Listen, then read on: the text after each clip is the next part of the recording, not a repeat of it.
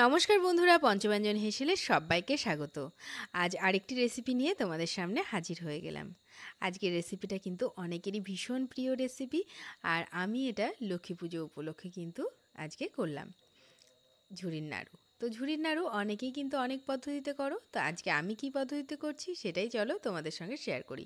প্রথমেই এক বাটি বেসন নিয়ে বেসনটাকে আমরা এখানে চেলে নিলাম। বেসনের মধ্যে দিয়ে দিচ্ছি পরিমাণ মতো লবণ, আর 1 চামচ মতন দিয়ে দিচ্ছি সাদা তেল। দিয়ে বেশ সুন্দরভাবে ময়াম দিতে হবে, একদম যেরকম আমরা ময়দাতে ময়াম দিয়ে থাকি সেরকমভাবেই বেশ সুন্দরভাবে ময়াম দিতে হবে। এতে একটার সঙ্গে একটা ঝুরি লাগবে না, আর তার সঙ্গে ভীষণ সুন্দর খাস্তা হবে ঝুরিগুলো। তো সেই জন্য ঠিক এইভাবে আমরা বেশ সুন্দরভাবে ময়াম দিয়ে নিয়েছি। এবার অল্প অল্প জল দিয়ে একটা ডো তৈরি করতে হবে।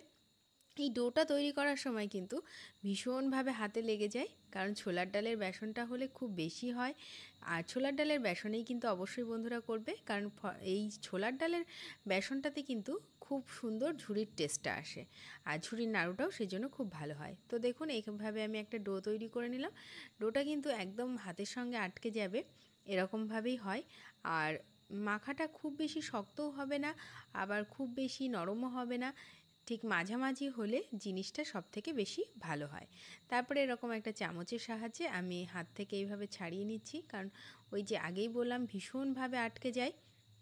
তো এইভাবে ছাড়িয়ে নিলে কিন্তু খুব সহজে ছাড়ানো হয়ে যায় এবং হাতটাও পরিষ্কার হয়ে যায়।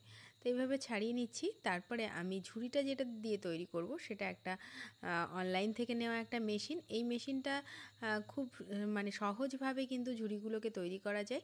এটাতে প্রথমে এই পুরোটা খুলে নিতে হয়, আর এই উপরের অংশটাতে চাপ দিয়ে এই উপরে যে মোটা অংশটা এটাকে টেনে নিতে হয়, আর এই যে দুটো অংশ বেরিয়ে আছে ওটা দিয়ে চাপ দিতে হয়। আর এই যে ঝুড়ি, এখানে আমি দুটো ছাঁচ নিয়েছি, আমি চিকনটা দিয়ে করছি আর একটা মোটাও রয়েছে। এমনি ঘরে তৈরি ভুজিয়া করে নিলে কিন্তু ওই মোটা ছাঁচটা দিয়ে খুব সুন্দর হয়, আর এইভাবে প্রেস করলে ঝুড়িগুলো বেরিয়ে আসে। তো প্রথমেই এটার মধ্যে আমি এই বেসন মাখা যে বেসনটা সেটাকে আমি ভরে নিচ্ছি। আর এটা মোটামুটি 250 গ্রাম মতন বেসন ছিল, সেটাকে আমি এখানে পুরোটাকে মেখেছিলাম, এবং পুরোটাই কিন্তু এই একবারেই কিন্তু পুরোটা এঁটে যাবে। হ্যাঁ, পরবর্তীতে একটু উঠে আসতে পারে উপরের চাকতিটার সঙ্গে, তো সেই সময় আবার একবার খুলে আর একবার ভিতরে ঢুকিয়ে দিলেই কিন্তু এটা হয়ে যায়। তো দেখুন সবটা আমার ঢোকানো হয়ে গেছে।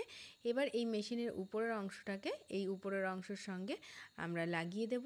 লাগানোর পরে আর ওইভাবে প্রেস করতে হবে, তাহলেই আমাদের ঝুড়িগুলো কিন্তু সুন্দরভাবে বেরিয়ে চলে আসবে।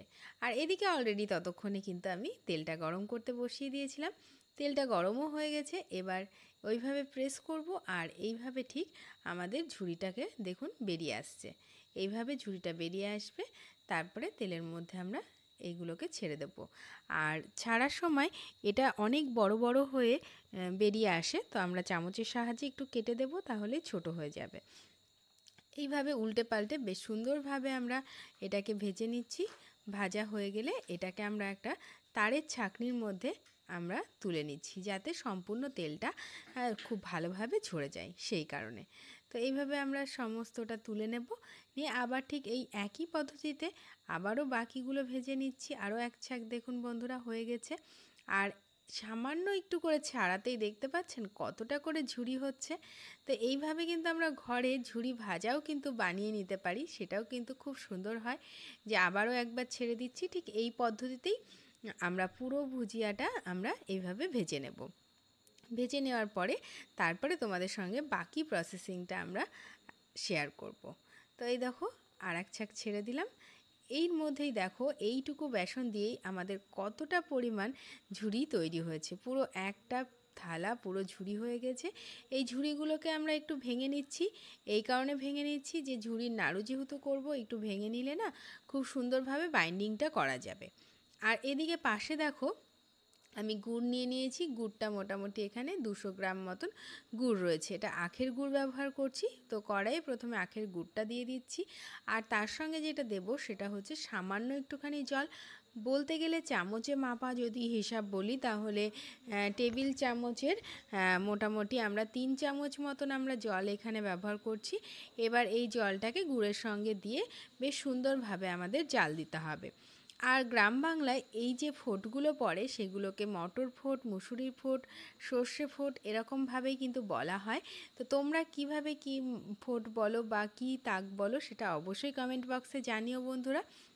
তো এই যে যেটা বড় বড় ফোঁট হচ্ছে সেগুলোকে বলা হয় মটর ফোঁট। আর মাঝে দেখো ছোট ছোট দানা আসছে, মানে একবার ফোঁট হয়ে যাওয়ার পরে আবার মুসুর ফোঁট কিন্তু শুরু হয়ে গেছে। আর ঠিক এইভাবে ধরলে দেখা যাবে যে যখন দেখা যাবে যে একটা সুতোর মতন উঠে আসছে সেটাকে বলা হয় সুতো ওঠা তাক। তো এই সুতো ওঠা তাকটাই কিন্তু ঝুড়ির নাড়ুর জন্য খুব পারফেক্ট মানে হয়, এবং তারপরে ঠান্ডা হতে হতে কিন্তু এটা আরও খানিকটা গাঢ় হয়ে যায়, যার জন্য ওই সুতো ওঠা তাকেই কিন্তু আমাদেরকে গ্যাসটা কিন্তু বন্ধ করে দিতে হবে। আর যদি বুঝতে না পারো এইভাবে আঙুলের সাহায্যে নিয়ে যদি দেখো দুটো আঙুল আটকে আটকে যাচ্ছে একদম খুব মানে কড়াভাবে, তাহলে জানবে হয়ে গেছে। তখন গ্যাসের ফ্লেমটা বন্ধ করে এইবার আমরা কিন্তু গুড়টাকে ঠান্ডা করতে থাকবো। ঠান্ডা হয়ে গেলে এইভাবে বেশ সুন্দরভাবে আমরা খুন্তিটা দিয়ে এইভাবে পাশ থেকে যদি ঘষি তাহলে না এই গুড়ের কালারটা কিন্তু যে কালচে কালারটা চলে এসেছিলো সেটা কিন্তু আস্তে আস্তে সাদা হয়ে যাবে। আর এতে বাইন্ডিংটাও শুনেছি যে খুব ভালো হয়, আগেকার দিনের মানুষরা কিন্তু সেটাই বলতো। এইভাবে বেশ খানিকক্ষণ আমরা এইভাবে ঘষে নেব, তাহলে গুড়ের কালারটা দেখেছো বন্ধুরা কতটা সাদা হয়ে আসছে, যে কালচে রং ছিল সেটা কিন্তু আর নাই।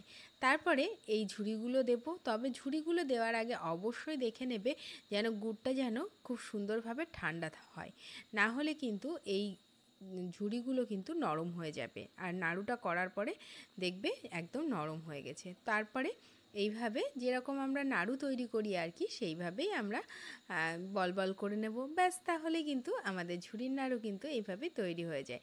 তা আমি আজকে লক্ষ্মী মানে পুজো উপলক্ষে এই নাড়ুটা করলাম। তো তোমাদের ঘরে কার ঘরে কি নাড়ু তৈরি হলো সেটা অবশ্যই জানিও। আর এর সঙ্গে তো গুড়ের নাড়ু, চিনির নাড়ু এগুলো তো রয়েছিল, তার সঙ্গে এটাও রয়েছিল স্পেশাল হিসেবে। তো আজকের ভিডিও তোমাদের কাছে কেমন লাগলো অবশ্যই জানিও বন্ধুরা। ভালো লাগলে লাইক, শেয়ার, কমেন্ট করতে একেবারেই ভুলো না। যারা নতুন বন্ধু তারা অবশ্যই কিন্তু চ্যানেলটাকে সাবস্ক্রাইব করে পাশে থেকো।